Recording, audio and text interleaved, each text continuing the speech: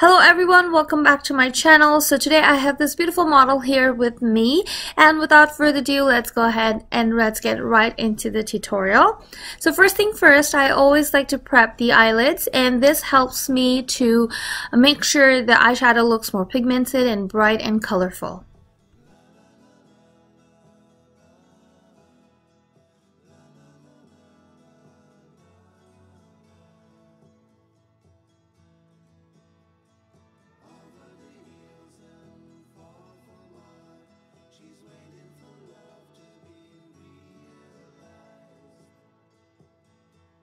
Now once I'm done with the eyelids, I'm going to move on to the eyeshadow. For that, I'm using my Jaclyn Hill palette by Morphe. And what I'm doing here is I'm pretty much creating a transition color first before getting right into the crease. Now my model here today actually has sort of hooded lid. So as soon as she opens her eyes, her lid just completely disappears. So we want to make sure that we make most out of that. And we also want to make sure that we create a lid space that's going to make her look like she has a lid.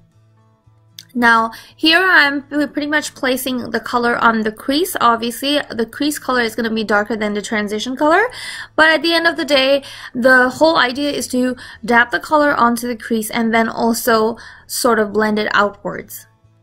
So here I'm placing the color carefully onto the crease, and again I am going to blend it out. So the gradual work of blending it out and placing the color is sort of very important.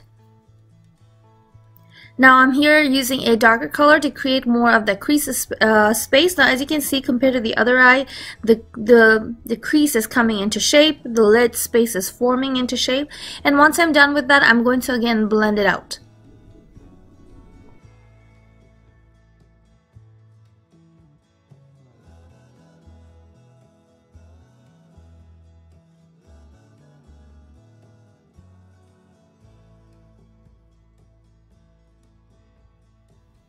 So for a lid today, I'm using Inglot 95 gel eyeliner, and once you see that crease has formed, I'm going to place bronze eyeshadow from the same Jaclyn Hill palette by Morphe, and after that I'm going to go ahead and fill in the outer space of her eyes using a darker brown eyeshadow and sort of bring it towards the inner part of her lid, creating a sort of transition. After I'm done with this, I'm going to move on to the brows. For that, I'm using Anastasia Beverly Hills Brow Pomade in shade Dark Chocolate. And you won't see me filling it up too much. I'm just going to keep it very simple, and I'm going to just simply correct the shape of her brows, and that's all I'm going to do here.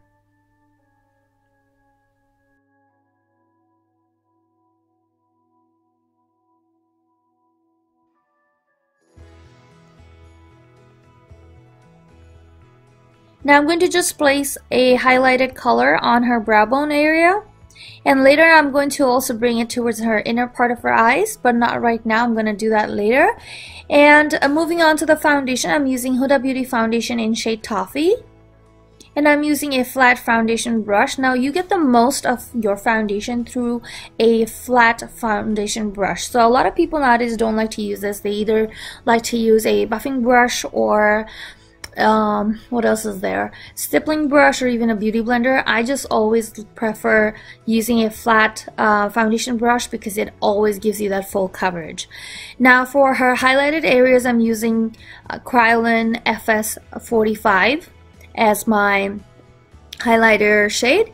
Now the reason why I've used Kryolan because it is definitely again full coverage, and if you notice at the beginning of the makeup tutorial, my model has a line right underneath her eyes which is pretty deep and it shows a lot. So I used the Kryolan because it's full coverage. At the same time, I've mixed a little bit of the Maybelline Age Rewind in shade Ivory just along the line over there. See where the line is? You will see it's a little brighter shaded highlighted foundation there, sorry, concealer there, because I've used the Maybelline Age Rewind concealer right in that area. And using a buffing brush, this is actually, I believe, a foundation buffing brush by Sephora. This is also one of my favorite brushes. Whenever I used to go to Sephora, the girls who would work there would test the foundation on my skin using this brush. I fell in love with it, and it's really beautiful if you're working on somebody else. Now, to set all of those areas, I'm using Nye Translucent powder. And I'm just carefully placing it right under her eyes, kind of like a baking motion. And once I'm pretty much done baking it, I'm just going to use the rest or the remaining powders on her face and just going to cover her entire face with it. So when baking, I always keep the powder for a few seconds and I just dust it out right away, and the remaining powder I buff it out throughout the entire face. Anyways, moving on to the lower part of her eyes, I'm just using the same color I've used on her outer parts of her eyes, and I'm going to bring it on the lower part of her eyes as well. And for the inner corners, I'm using the same highlighted color that I've used on her brow bone. Now for contour, I'm using Anastasia Beverly Hills Contouring Palette in shade Havana and Fawn. Also, I just would like to let you know, guys, that my camera just died on me, so you wouldn't be probably able to see my mascara because while I was putting that on right after this, it just died. And meanwhile, while it was getting charged, I decided to do the model's hair. And yeah, once you will see I'm done with the contour, the model is going to be back with her hair all done. Also, we were running out of time because she had to meet her photographer at 1 o'clock, and prior to that she had to go pick up her outfit from the supplier and stuff. So yeah, we didn't have much time, so we were really running short on time. So we didn't even have the chance to film the whole hairstyle part as well.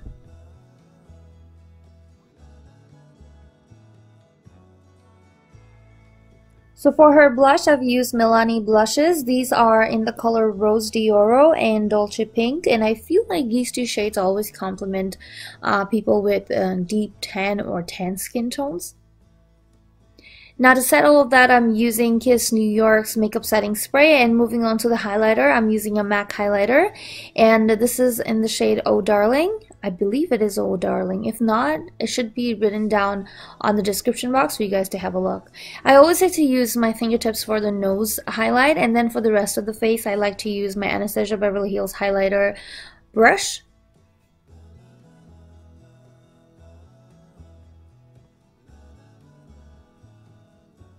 For the lips, I've actually mixed two colors. For lip liner, I've actually used Kiss New York's lip liner. I can't remember the shade right off the bat. Also, for her lips, I've placed a pink shade first, and I realized it's too light for her skin tone. So I moved on and I used a magenta color, but both mixed together turned out more like a hot pink sort of shade. But yeah, I've used like 3 different colors for her lips.